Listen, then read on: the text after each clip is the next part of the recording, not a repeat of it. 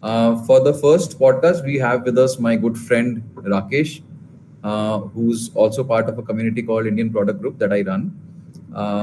He's been part of an integral part of it. I mean, he's participated in some very amazing discussions, and personally, me, I get to hear a lot and I get to learn a lot from him every time he Likewise. says something on the group.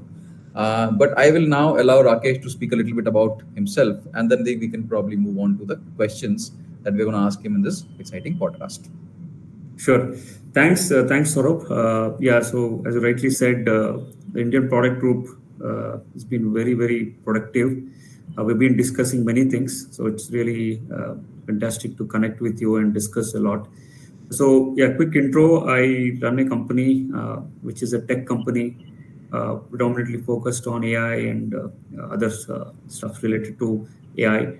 And I also work with other industries like construction industry, manufacturing industries.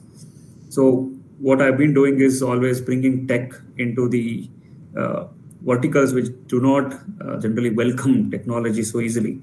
So it's always been a tough place to go after. And I work globally across Europe, APAC region. I used to do technology consulting with large corporates, and in last 7 years, I worked a lot on AI things. Been also supporting the ecosystem to understand this better. I created my own also lecture course on how to understand the Indian market, especially when compared to the global market. So that has been my focus. I will not take much time, so we can directly kick into the For discussion. folks who do not know, Rakesh's course is a popular selling course on Udemy, and I think I will also share the link to the course for viewers who are basically watching this podcast. But without much ado, let's move on to the questions. So Rakesh, 2022, generative AI appeared on the scene, and everything exploded. I think the entire market changed, and from then till now, a lot has happened, especially in terms of the hype cycles, especially in terms of a lot of products being churned out, and there's been a paradigm shift in the way people thought and businesses thought. So between then and now, what has really changed when it comes to coining a product strategy, right? I mean, you've been in that era where AI was not that dominant, and you are in this era. I mean, running an AI company, so to speak of. So what is the basic change in coining product strategy that you have witnessed between then and now? Sure. So that's an interesting question, right? So, like whenever I used to work with various companies, right? So when we used to launch a new product, uh, I always saw that okay, we had good amount of time to design our approach, understand the market, and the market dynamics was not changing so quickly as what we are seeing today, right? So it used to take like months for things to change, and even the moving the needle, it was a lot more, I would say luxurious time for us to take our decisions and try and test it. And once we launch it, we have enough, time for other competitors to catch up, and we had a good, advantage being in the first one to come in the market or whatever, right? So there's always this, okay, I launched it first, so I can sustain the market for some time. Okay? But what I've seen in the era of AI, I think that's not true. Okay, that is a big change. Okay, you cannot just sit back and say, okay, I launched this product, I can stay quiet for 6 months. I just see just what happened to ChatGPT when DeepSeek came, right? I mean, it's like massive thing, right? All of a sudden something came and ChatGPT was on the verge of losing its market share. Nvidia lost half a trillion market just like that, right? So the dynamics and the product launch is very fast. And we cannot understand the market. So, and this is a time when you look for a really experienced people to come into the system and understand, okay, how exactly a product will behave on the market, and what is the duration of this, right? I cannot say that if I launch a product it will stay for 3 months or 6 months. But if a if a product is ready to keep adding new things, right? It's evolving at a great pace. Earlier we had all this, right? We'll do agile testing, we'll do all the testing and launch the product. We do customer testing. I mean, do we really have so much time today? I don't think so. That's the biggest problem. And one other thing I noticed, the pattern or a trend in AI is that they are catching up with the niche problem. Like, if you have like, it is very specific to one thing. Okay, they are not going after everything to solve with AI. Like this, the cursor.ai, very specific to helping the programmers to develop jointly, right? Like a co-pilot, very accurate, and it grew so well. I think they became a unicorn in no time, right? And similar to that is a lovable, right? Now, if I want to launch a product, I have to do a lot of UX UI design testing. So I remember when I was working for one of the Korean company, just launch of a product, a mobile application. Okay, it was taking like 6 to 7 months and lot of money, a lot of money to test it. Look how we have to give to developers, explain our requirements, the market-based requirements. But today there is nothing like that, right? If I'm a marketing guy, I can just go on Lovable, create a simple app, open it, and see for myself, okay, is it really good or not, right? So that's the speed I'm talking, right? All that our traditional approach towards product strategy, planning, product market fit, I think that is cut down hugely. I think somebody who can understand this can survive. So, if I go back, let's say 2, 3 years back, I think Ravi Mehta came up with this stack called product strategy stack. I think just to make things a little simple for companies and startups predominantly. And where he said that, the stack consists of the mission statement, the vision statement at the top. Then you have the roadmap in the bottom and the metrics in the bottom and the goal in the bottom. And then you have in the middle, you have this product strategy. So essentially the product strategy will take you from the vision to the eventual goal of the product, which is to do a certain thing. And then I think the goal could be measured using metrics. So now, if I were to view it in an AI era, right, how would you create that product strategy stack, or more appropriately, an AI product strategy stack? What has really changed? See, AI. See, one thing I would highlight is in AI, right? Hardly some handful of or 10 or 20% of companies are only able to bring into productization, right? So productization is a very big achievement in AI. Okay, so it's not a simple thing, because once you are really a productized, nobody can stop you, all right? And that's not happening so easily. Okay, so this vision thing, I would say, it's a continuous loop of changes. Okay, I cannot draw a straight line. Okay, I will follow this, this is my vision, this is how I do it, and this is my roadmap. I don't think so. That is not going to happen, because in our AI companies, what we see is that, okay, moment I launch something, there's already a next thing that I have to look at, because it's a loop. I cannot just put a straight line and wait for next thing to happen. It's a parallel activity that is happening across the product, right? So, and when you come into the AI era, AI is an experimental time. We are not actually completely an AI ready, era. We are experimenting a lot of things. Okay, if you remember, 2008 and 9, it was a convergence era, like where internet came in together. There was a IoT, there was a cloud. Everything started coming together, and then the convergence was formed. And after some time, it started stabilizing, right? Just like how AWS or Google, when they launched cloud, nobody was bothered. Nobody even looked at it. And they said, okay, I will not even talk about it. There's no strategy in our company that will go for cloud, right? Because it was stabilizing itself, right? Everyone is consuming it, but nobody was ready to take a decision that, yes, I'll go completely on cloud. But what is happening today? Like, today's cloud is the talk of every board, right? The same thing is happening in AI also. Everyone talks about AI. When you come to the product plan, product strategy, I think there is no standard dictionary that is being developed today, or standard methods that can say that, okay, this is the method we can go for AI. So my only point is, AI is in the evolution mode, right? If I say anything today, tomorrow it might be wrong, right? And that's the speed we're talking about. So my point is, that is great. The product stack, everything is great, but that works when you have product that can sustain for some time, right? Right. Right. And you don't see a replicated product coming after you every time. Like if I launch a Google Android store, there's not 100 stores coming after me, right? Right. But that's not the case now. The AI, moment I am talking something, tomorrow already they have launched. So how do you cope up with that? Right. So while we're talking about product strategy, another question that comes to my mind is that I was talking to a friend recently who works again for an AI company, and they are into creating machine learning models for facility management, right? If there is an anomaly in the building, the models tend to predict that, and they basically inform them that something is going to happen, right? And they basically calculate. It could be an earthquake, it could be some building malfunction or something. But the idea is to basically save lives.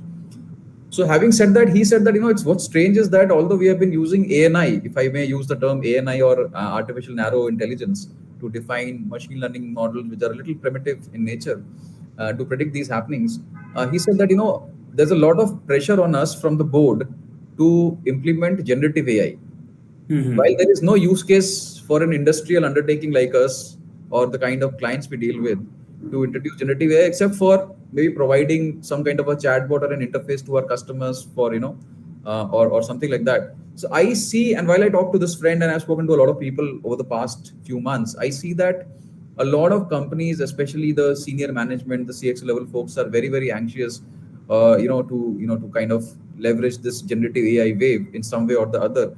But so we are talking about AI first companies, right? I mean, let's do AI first, let's become AI first, blah, blah, blah. But is it really essential for you to integrate generative AI in your company ecosystem when you don't see an a necessity or a need to do so? Okay. A very interesting question, right? So there was something called as mobile first. If you talk about this in 2014, then Right. there was a IoT first. Okay, that came into picture. Now we are talking about AI first, right? But all the three times, only thing that worked successfully was mobile first. IoT first did not work. The reason is it is depend on your end customer, right? Now I can call myself AI first, but is my customer AI first, right? Are they going to be right users for my, like if I'm a banking person, right? If I give a chatbot, right? Chatbot is a flop. Okay, the chatbot is a big flop so far, right? Now, if I take that as also a condition that okay, I want to do AI first for everything without knowing if my customers are going to consume it or not, it's really not a great strategy, right?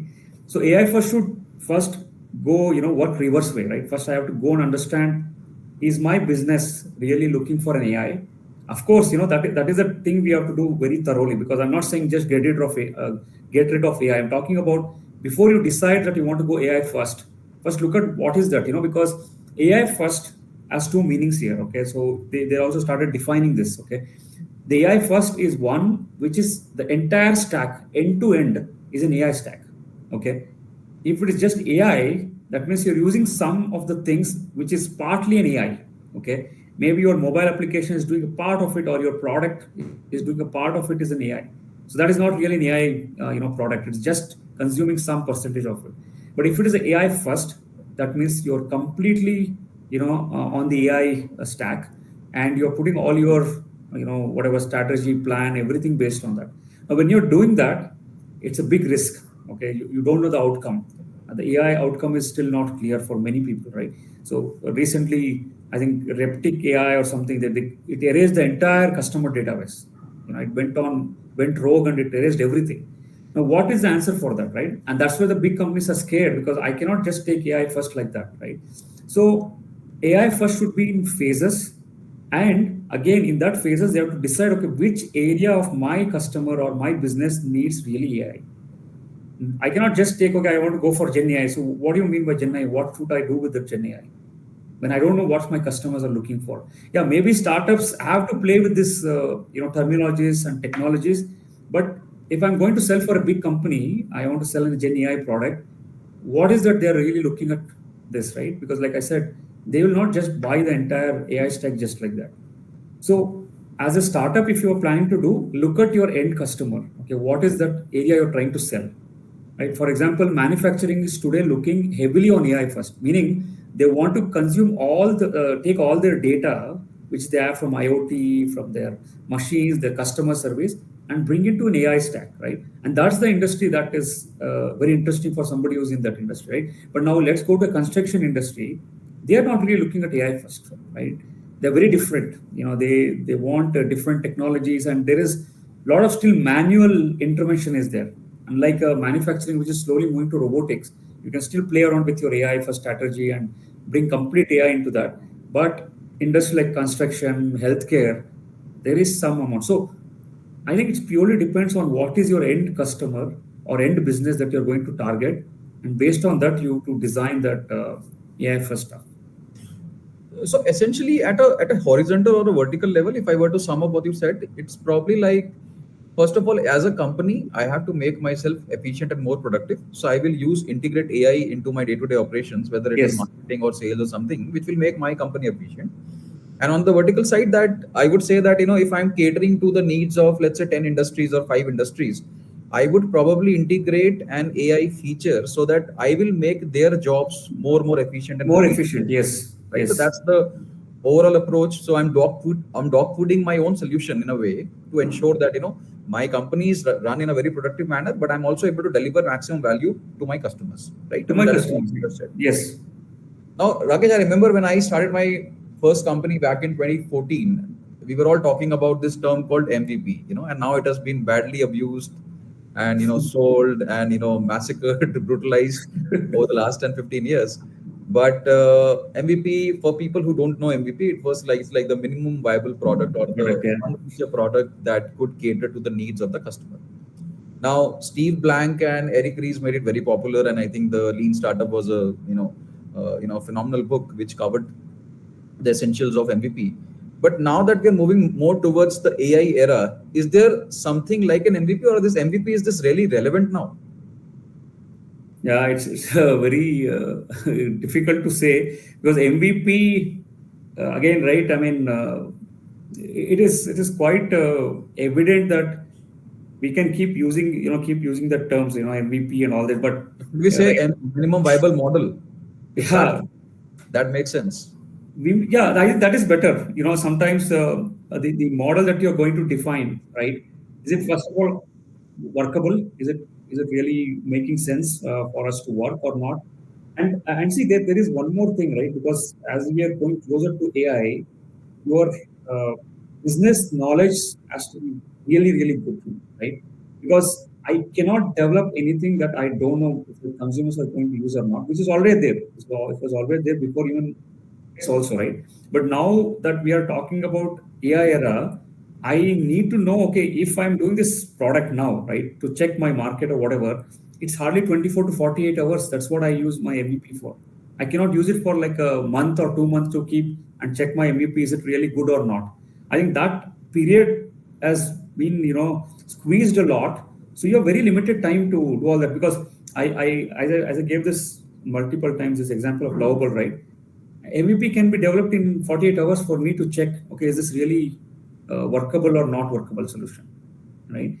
So I would say MVP is as a method, yes, but the duration is crunched to very small time. I don't see like we have that lengthy process of MVP. So I came across another term like WIP, willingness to pay. If that whatever you're going to do, will the people pay for it? That is one thing, but I would say MVP is there, but it is a shorter version, not the previous traditional MVP, which we had a lot of time to test and understand the market. Also, I recently read a book called Competing in the Age of AI by Karim Lakhani, where he spoke about that not only do we need a business model in the AI era, but we also need an operating model. Because the AI era is all about scale, it's all about learning, and it's all about basically Yes. achieving scale through that learning, right?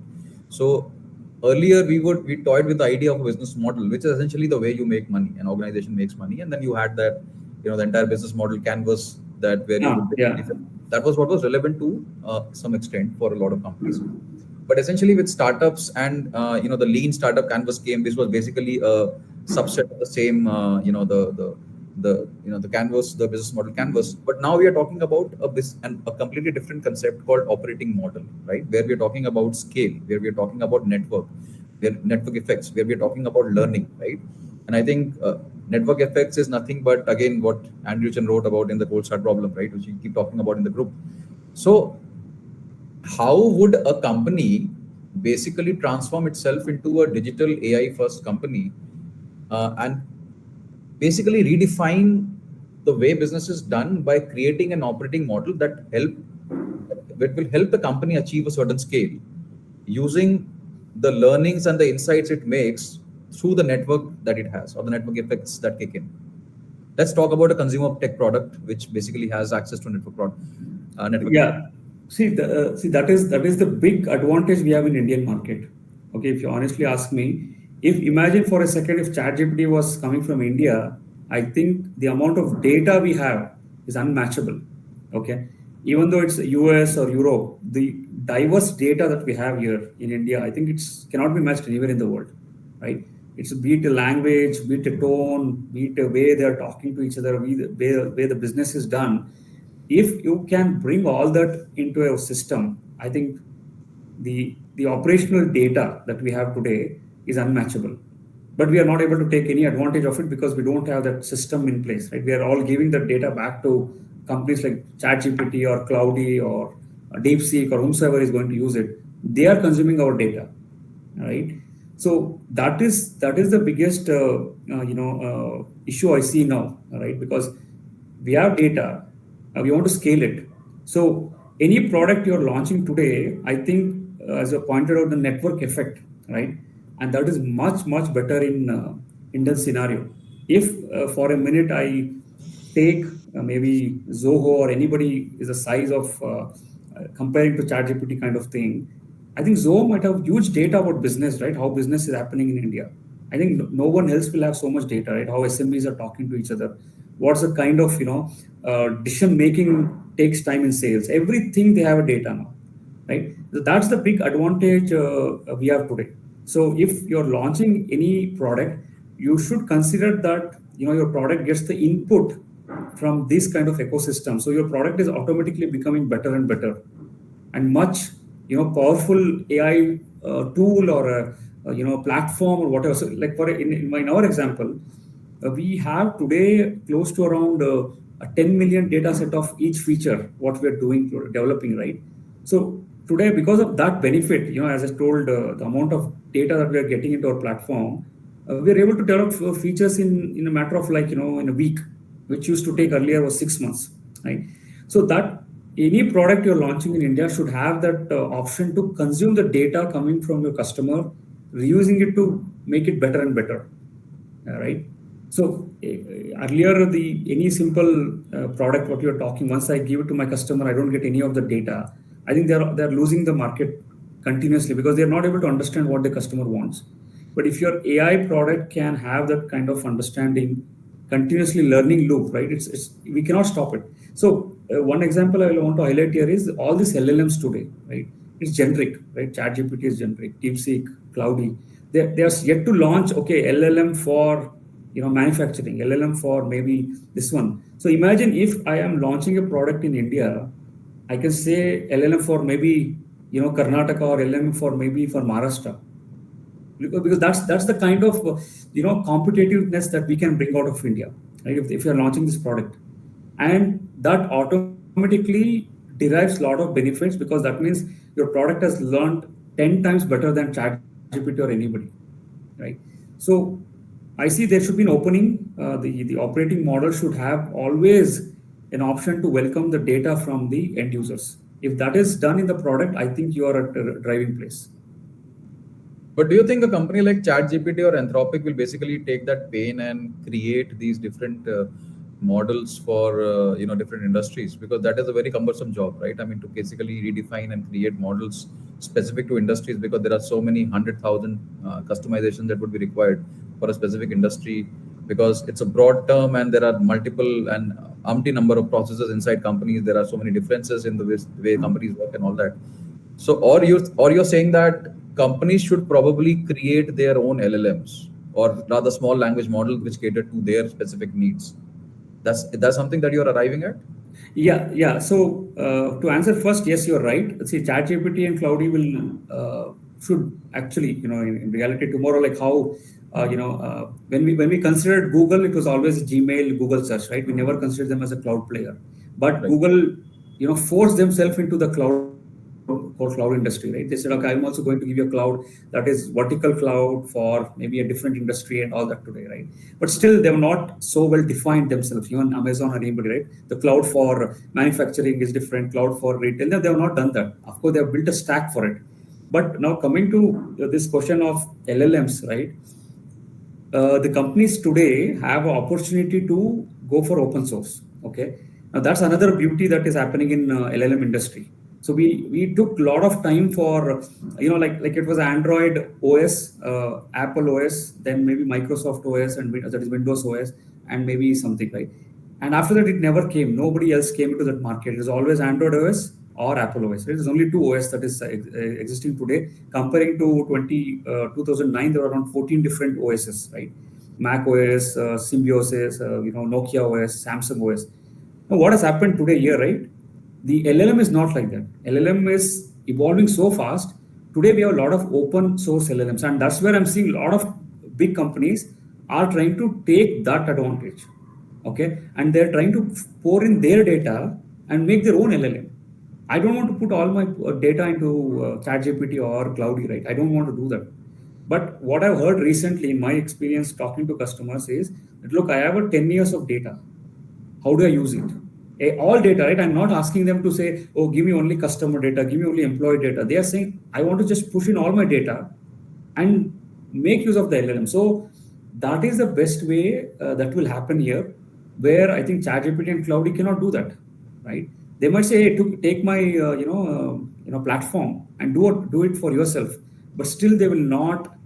I mean, in my understanding, they will not go so easy on taking a commercial, LLM model, which they know that their data will be somehow leaked into their system or learning.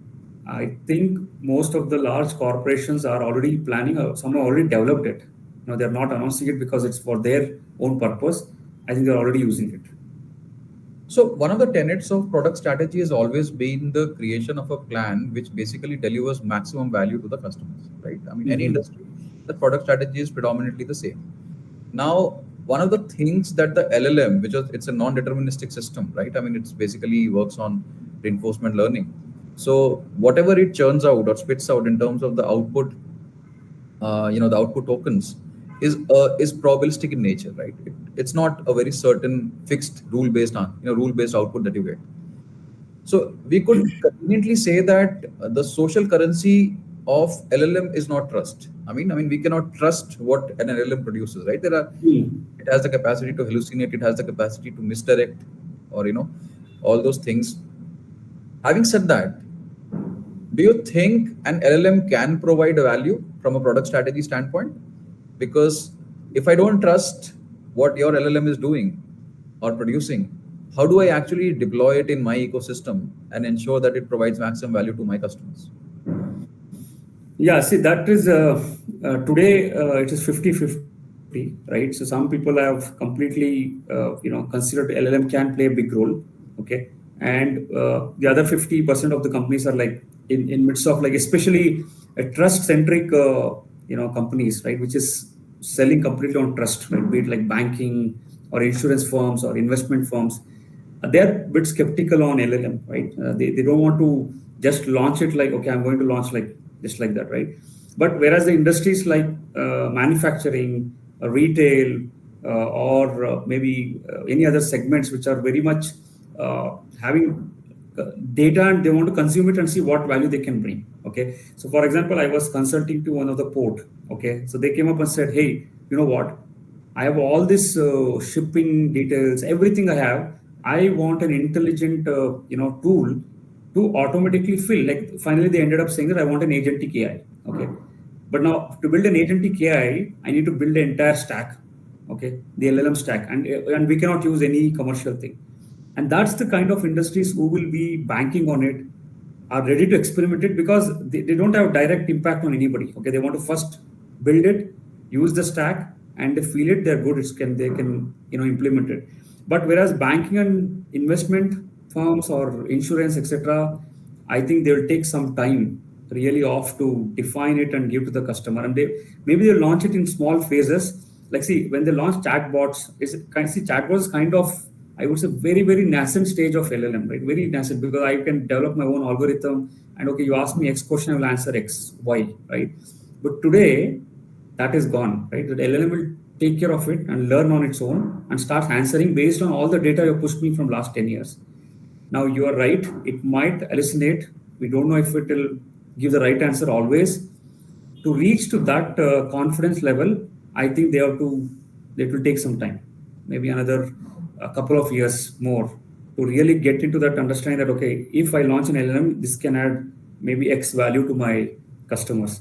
I think that is still in progress, I would say. It's not completely out. Yeah, but what is the compulsion to add generative AI? Like if my business can very well run machine learning algorithms to do the job well for my customers, and my customers are very Mm. happy with the value I'm providing, on the basis using my platform or my products or the services that I basically extend through my products, then is that like a mandatory thing that I have to stick with the norm or stick with what's going and let's say brute force method and just apply generative AI because everybody else is doing it, even if it doesn't make any sense for me. Because that's what is going on. There's a mad race to embrace generative AI without understanding whether it actually fits the bill or not for a specific company. So I will answer this in two ways, right? See, one is that you have a traditional AI which is driven predominantly from deep learning. Okay. Now the deep learning, or we call it as machine learning or whatever. Okay. End of the day, all this need manual intervention. We need to fine tune the data, and it worked after after several years. It has been excellent. Okay. So our some of the most of the AI models runs on DL. Okay. Now that is the pain here is I have to keep training and keep looking for data to train it, and it's a very cumbersome process, okay, in itself. Of course, we can play around with the computation and optimize the usage and everything, but yet it is a cumbersome because I have dependencies on others to do the job, right? But if I'm talking about the so-called generative AI or LLM, it is, yes, it is, training is hardware intensive, but once it is done, you are really well off, and the speed that you're going is 10x of DL. Okay, DL is not really 10x. DL needs the data back to the system and train, and then it will supply the output. But LLM is not like that, right? LLM takes that instant learning, and the best part is it can learn more than what you expect, right? That is right or wrong, that is the next thing. You might say this is wrong, shouldn't learn, but it is attempting to learn more than what you are expecting. And that's very powerful, for industries like, banking. Like I might want to talk to my customer, I have to always bank on my customer care and everybody, right? Now, if I launch an LLM, imagine I've trained it so well that, hey, you know what, a customer like Saurabh, customer like Rakesh are expecting this one. Can you initiate the discussion in this manner and close the, kind of maybe a loan or mortgage loan without any human intervention? That's the benefit of generative AI or whatever we name it, right? But now the second one, what you're asking is like, okay, is it really needed? As I said already, right? And that's your customers that you're targeting or business you're in. Not every business needs generative AI, right? It is not compulsory. It's not a mandatory, right? There are certain industries they don't need, maybe they don't want anything, right? Software like Zerodha, right? They told openly, I don't know where to use this LLM on generative AI. We are using software, but I don't know where to use it. True. So there are certain areas that we might not, use any of it, even in the larger industries. But then it all boils down to that. Okay, where are you trying to use it? Is it for your end customer? Is it for your employees? Like I just said now, if I launch an LLM for Walmart, it will be for employees to understand last 10 years of business, understand how to sell it in Indian market versus an American market. Those are the things that they can see. So I So remember reading. I'm sorry. Are you going to say? Were you going to no, say just something? to underline, I think the traditional LLM, traditional DL and LLM, there is a big difference. So that's why they prefer LLM, which is really, really powerful. And for industries, it depends on their business and customers. So on the to that point, on the distribution front, I remember reading a blog by Benedict Evans where he spoke about that when Apple came up with the VisiCalc, right, the application that was the first spreadsheet in the world. Mhm. The first set of customers were accountants because that spreadsheet proved very fruitful for them because they were basically using blackboards to compute and do some complex calculations, right? But it did not make much sense for lawyers and Mhm. artists. So Mhm. lawyers said, we need documents. Our entire work is around documents. So only when Microsoft released the Word, right, and then Apple came up with their own word processor, it made more sense to the lawyers. And similarly, when Microsoft came up with the Paint and other packages Yeah. came to Apple. So I think there is a certain evolutionary curve that each of these waves or technology waves have, and I think I see some congruence in terms of what happened with VisiCalc in terms of spreadsheet coming and getting adoption bit by bit, right? And then this technology comes up, And I think now companies are figuring out if it really fits the bill for us or not in terms of the value we deliver to our customers. Can it be optimized and made more efficient? So you think that something like this will probably take its own sweet time before it gets adopted widely by industries and becomes some sort of a wave, some sort of an integrated wave which operates within the companies and becomes an integral part of every industrial ecosystem. Like search, Google search was not popular initially. It was Alta Vista, and it was Yahoo search and all that. And then Google came and kind of captured that market. But it took a while for people to basically Take it. adopt and become comfortable with the technology. So you think it will take a while before people actually warm up to this technology and start using it like the way they do Google? See, I would not say that that kind amount of time is needed now. Okay, because going back to the answer of convergence, because the internet is widely available. Of course, we have a difference between having a high-end NVIDIA cars in India versus US and all that. That is a different story. But it might be much faster because let me tell you, like I'll give a classic example. If I adopt an LLM to the lawyers, like you mentioned about lawyers in the modern word doc, right? Today, a lawyer of 20 years, experience with 20 years, and a fresher, maybe a couple of years, can compete each other very well in the court. If, for example, this guy is used, I'm just taking a quoting example here, right? So if he's taking that LLM and studying the data of last 20 years of case and able to understand, and this LLM is assisting him like, okay, this is what you have to supposed to do when you are trying to fight this case, right? And can bring all the, the best part is the Indian government has already digitized all the cases. Imagine earlier I have to go and knock the doors of the senior lawyers and say, give me an opportunity to work with you. Of course, you cannot do in the doctors, yet doctors want, the healthcare is still untouched to a certain extent. But in this kind of documentation area, if I can take that amount of knowledge and go to court, which I'm fighting for, I'm most probability I might be much better lawyer than the experienced lawyer, right? And this is the areas that incidentally got a lawyer fired. Yeah, So I think that is because he quoted a case which was not there, right? which was not See, there. that's the point which you told about the hallucination, right? That is always that amount, small percentage of thing is there where you as an end user should understand, is it a right one or not one? At least you have to cross check that bare minimum, especially in the lawyer thing, because it's all about rules, right? It's all about the cases. But imagine for a second that if I'm able to get, understand that I have so much information in front of me, right? Over a time of like maybe in a week or two, I can understand that, okay, this many, points I can use for my, a customer fighting against a very senior lawyer, right? And this is a kind of areas which will like the students, right? And that's the area which is going like crazy. Like the LLMs are getting used by them. They are using ChatGPT than anybody else in the world now for everything they are doing. So I would end of the day, I would say that whichever industry thinks using LLM makes their life easy, and they are the ones which will go heavy on this, like this lawyers, the students, or maybe heavy documentation, right? Like wherever you want to create a lot of documents, these areas are getting, adopted much faster. But areas like healthcare, I don't think so. They'll adopt very fast, very limited. Areas where there is a government, involved, like institutions, deciding bodies, there they will take time because it can create havoc. If they just bring in LLM into something and people start using it, like like you rightly pointed out that okay, that act was never there. And imagine I launched some act by my own, right?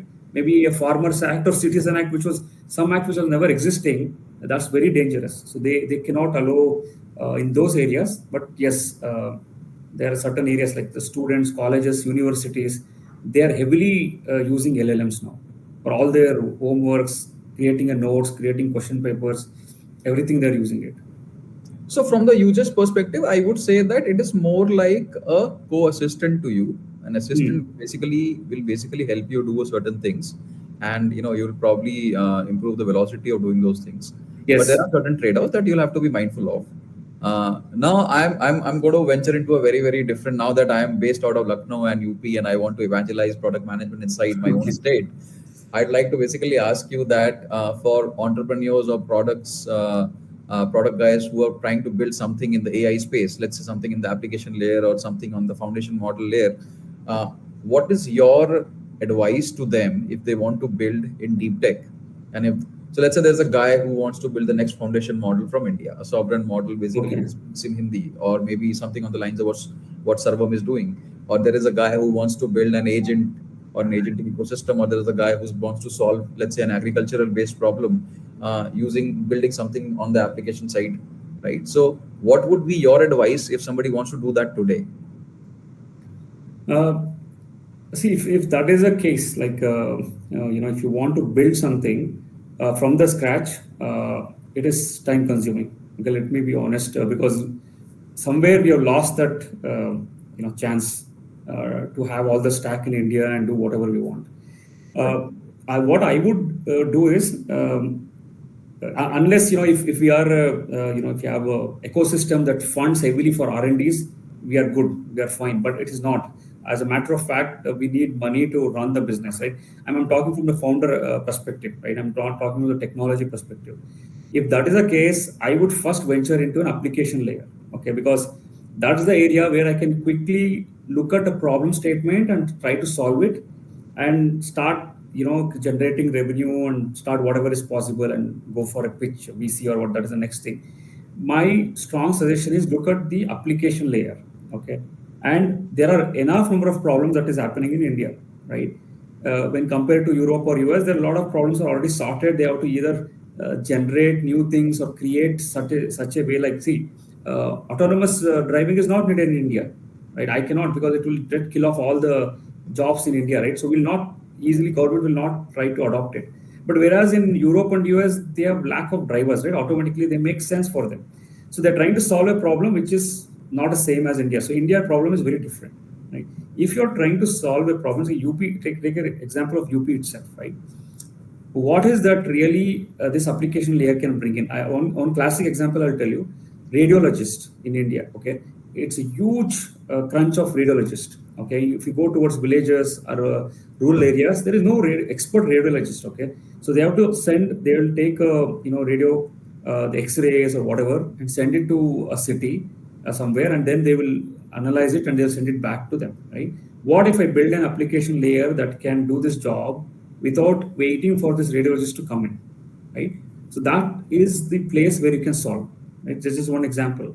And once you solve this, maybe you can start going and looking for developing a foundation from the scratch, where you feel that, okay, I can take control of it now, because I'm getting my customers, I'm generating business, I'm learning what is really happening, and the best part is I'm getting the data, right? Now, if I go for developing a model from the scratch, it's high chances that I might be successful, because I have built my parallel business happen, right? It's a founder's problem, right? It's not a technology problem. I'm not saying we cannot develop a technology from scratch.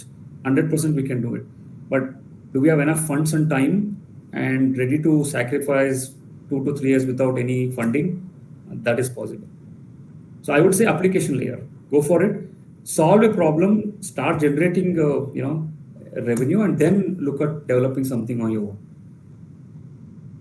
Okay, so one last question, and I think that is something that will be of too much interest for product managers. And ever since generative AI came in, there is a lot of buzz around generative AI product management or AI product management. And I'm seeing a lot of books being written, a lot of blogs being written, a lot of courses being made, and all that. But I also see, if recently, much recently, I think Andrew Ng, when he came in that Y Combinator startup school lecture, he spoke about that. Earlier there was always like one product manager to four engineers, and that has now reduced to one product managers to 0.5 engineers, right? Something on those Yeah, lines, I read that. Yeah, yeah. right? So I think I'm also seeing that companies are now merging roles, right? I mean, if you talk about a new role which is like the forward deployment engineer that I have recently come across, which is a mix of software development engineer plus a pre-sales guy plus a solution specialist plus a product manager. So they're all doing, and they're basically giving, paying handsome compensation to these guys. So do you think that this product manager, I mean, see, ever since the Airbnb debacle and all that, I mean, it's already this product, somebody who can, provide solutions, and somebody who can pre-sale it to customers, before it's launched and all that, and somebody who also can think from a customer's perspective as to what to build in terms of. Do you see that shift happening in the near future? Let's say in the next 5 to 10 years. Uh, See, maybe the large organization might take time to get rid of PMs. It's not. I'm talking about product managers or Right. marketing. It takes some time. They're not going to get rid of them straight away. It is because they've built certain methodologies and processes to ensure, because it's a large bet.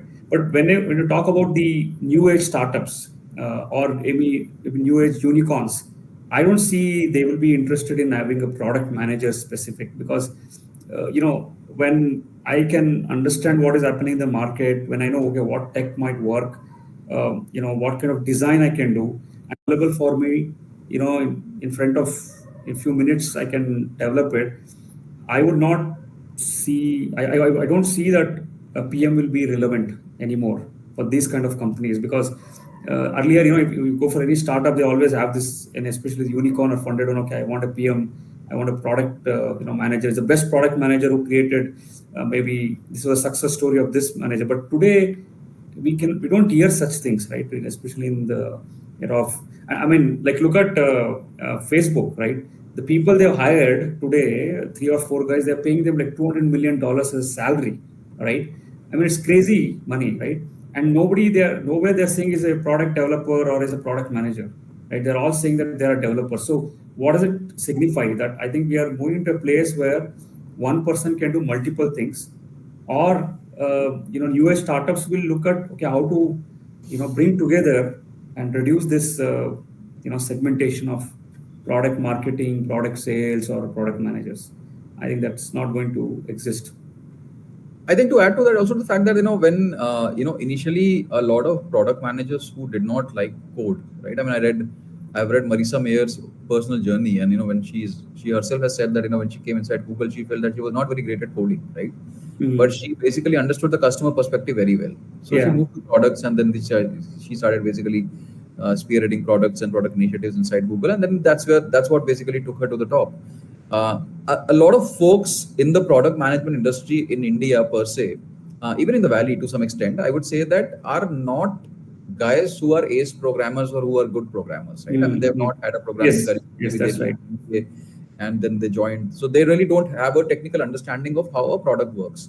I think that sort of thing, that trend worked for a decade or so, but now we are again moving towards an era of Correct. specialization, right? Where you're talking about subject matter experts. So if you do not understand how a model works, the intricacies of a model, Yes. the math behind how the model works, right? How reinforcement learning works, or you don't understand the way different kind of agents work internally, intrinsically, right? Then as a product manager, how would you connect with the stakeholders Dots. like engineers or the analytics guys or the data engineers here and there, right? So I think that's where I think we are seeing that shift, because now it's expected that as a product manager, you need to technically also have a comprehensive idea of how these models work. So otherwise, you're just learning about evals and learning about rags from a book or something is not going to help unless you know and have a comprehensive idea about the model, right? You're true, true, true. I think that's very true. Like what you said is that era of owning that PM role. Okay, you give me the product, I'll try to sell it, I'll understand the market. I think today you need one step deeper into the stuff. You need to understand. Okay, the customer says that, hey, you launched this product, but it is not working because of X reason. Maybe these models are not relevant. Whatever, right? They might push to you. You cannot just hold on to this and then go to the tech team and have no understanding what it is. I think that will not fly now. He or she should and must understand AI tech much deeper. And only then they can understand, okay, if I'm launching this product, what can go wrong, right? What can possibly go wrong? Of course, many things, but then they can react to that with their tech team. And that's what I'm saying. The bigger companies might still have that, but they will, try to enforce that. Okay, our product managers should be well versed with AI, right, and understand the plus and minus of this AI. So only then they can sustain in the large companies. As you rightly said, there should be tech.